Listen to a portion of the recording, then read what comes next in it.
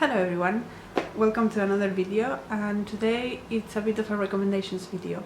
One of my friend's birthday is coming up and I was trying to think of books that I could buy for her, and she's from Iran, so she's having a hard time right now, so I tried to find some comforting books to give her so that she could feel a little bit better, a little bit warmer with all the things that are going on. And since the world is on fire, everyone I think is having a little bit of a hard time, I thought I could extend those recommendations to you. So there are some more obvious books here and some a little bit more specific or unusual. I'm going to start with the obvious ones first, and then we will go to the a little bit weirder ones.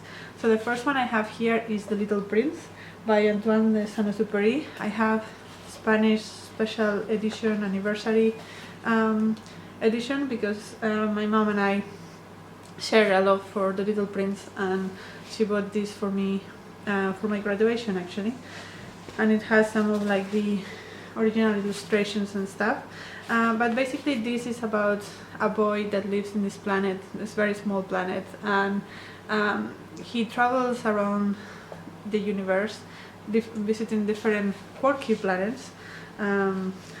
Like in his particular planet is like a rock with a flower, but there are other planets that are like this man that has a lamppost, and his job is going around turning it on and off when the sun goes on and off. Silly things like that, and he kind of realizes what the important things in life are. So it's very sweet, and it's very heartwarming for sure.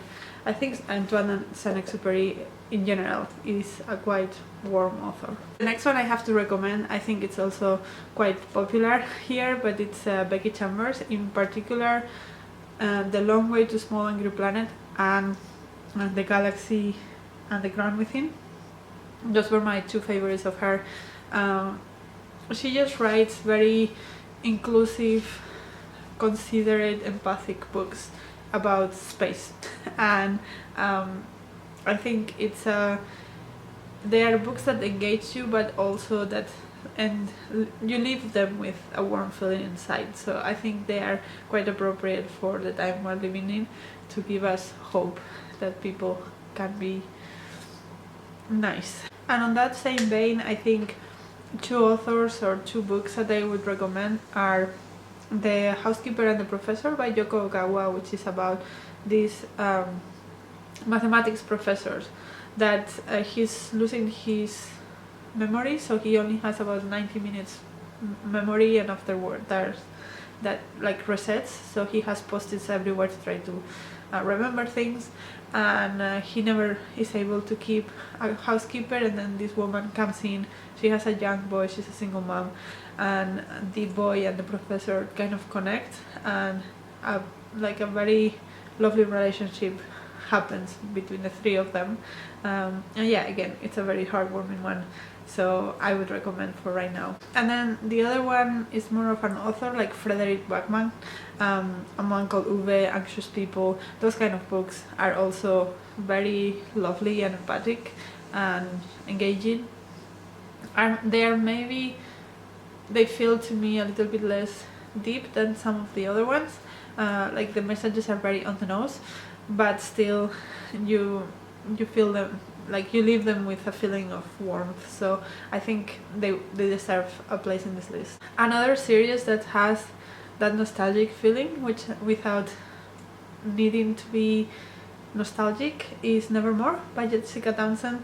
There are currently 4 books out, the series is still being written, and if you were like me, a millennial that grew up reading Harry Potter and doesn't want to read Harry Potter anymore because of J.K. Rowling and the things that she supports and says, this is a good replacement. I'm currently in the process of rereading all the books every year to try to build that nostalgia that I had for Harry Potter, so that I don't feel the need to pick up Harry Potter anymore, because this does the job, and Jessica Townsend, as far as I know, is a lovely person. So I would recommend. They are great books. The the world is very magical and expansive, and every time I read these books I do pick up other things from them that I had not seen the first time around. So you do feel like the world itself is the thing that for me is one of the biggest and most interesting things about these books. Of course the stories are also good and the quirky characters and all of that, but I think the world, it feels like you live there and it's a lovely place to be. So yes, recommend if you want something comfort. Those I think are the maybe more known books that I would recommend as comfort reads. Now these ones are also popular, but I think people will not consider them as much comforting reads as the ones I just talked about. So the first one I wanted to talk about is The Serviceberry by Robin Wall Kimmerer. I love Robin Wall Kimmerer. She's an amazing person and I have read I think all of the books that she has out. The Serviceberry is a very short one. It's like 1 hour audiobook and it talks about the giving culture and the giving economy. So the idea is that you don't have to hoard things, you don't have to hoard stuff, you can just give it freely, and that builds like a relationship that gives to both parties if you keep caring for it. And there are several examples for it in small scale and a little bit bigger scale. One of the most prominent things, for example, in big scale are libraries. We just go there, get books, read them and give them back. And she argues that you probably feel a sense of care towards the books that you get from the library, even maybe sometimes more than the books that you have yourself. And that is the idea, that sometimes if you give something, people are going to take better care of it because it's a gift.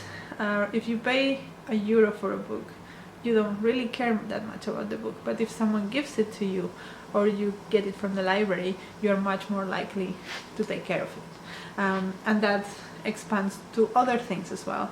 And so the book explores that idea of giving as a form of interaction and economy against all the things that are going on. Then another one that maybe it's a little bit weird in this list, but I'll explain myself. Endling by Reva. This is about mostly 3 women in Ukraine, and they all work in the dating industry. Ukraine has a fairly big dating industry, which means that foreigners come to Ukraine and get these brides, and because they have more traditional values and blah blah blah, and they're super beautiful and all that. And 2 of the characters in this book are doing this for ulterior motives regarding their mom, and then the 3rd one is doing it because she loves snails, and she's a scientist and she's studying this very rare type of snail that is in Ukraine, and she wants to research them and save them, and she needs money for that and nobody will give it to her, so she's doing this dating thing so that she can get the money to study the snails. She's also asexual, so she's very aware that her mom wants her to find a partner and have a normal life, and she says also like it's even more of a thing because she's beautiful, she's aware she's beautiful, but she doesn't want to be with anybody, and people think that that's very strange. And we follow these 3 women with a group of men that come to visit the area and get brides basically, or date women, and they go in this crazy adventure, and then in the middle of it the war in Ukraine breaks and it makes everything even more crazy. And it's not necessarily I don't know, it's not necessarily a story that screams comfort, but I think the way that this woman in particular, the one that cared about the snails, the way that she cared about the snails, and there was literal war going on around her, and there were like all these horrible dating schemes going on around her, and she just cared about the snails. I found that very heartwarming and very lovely, that you could still keep your passion no matter how weird it is and no matter the circumstances around you. I found that very, very encouraging. So that's why I'm putting this as a comfort read, even though maybe probably for many people it's not. Then another one that is a little bit less weird is Tress of the Emerald Sea by Brandon Sanderson.